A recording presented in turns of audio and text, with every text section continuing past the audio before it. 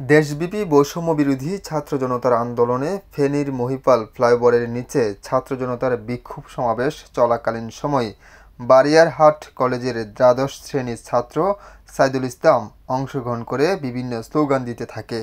এই সময় ফেনীর সদর আসনের সাবেক সংসদ সদস্যের নির্দেশে আসামির আগ্নেয়াস্ত্র নিয়ে ছাত্র জনতাকে হত্যার উদ্দেশ্যে প্রকাশ্যে নির্বিচারে গুলিবর্ষণ করলে সাইদুল ইসলাম গুলিবিদ্ধ হয়ে দৌড়ে মহিপাল ফ্লাইওভারের দক্ষিণ দিকে চলে যায় এবং এক পর্যায়ে আত্মরক্ষার জন্য পশ্চিম ফ্লাইওভারের উপরে শুয়ে পড়ে।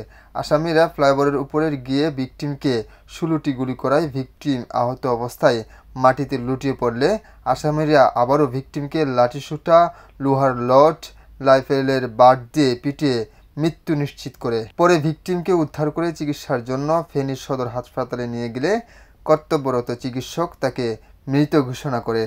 উক্ত ঘটনায় ভিকটিমের পিতা বাদী হয়ে ফেনী মডেল থানায় একটি হত্যা মামলা দায়ের করেন। র্যাব ৭ চট্টগ্রাম অভিযান চালিয়ে আসামি শাহ আলমকে গ্রেফতার করে পরে গ্রেফতারকৃত আসামিকে ফেনী মডেল থানায় হস্তান্তর করেন। নাসির উদ্দিন লিটন, আমার বার্তা, চট্টগ্রাম।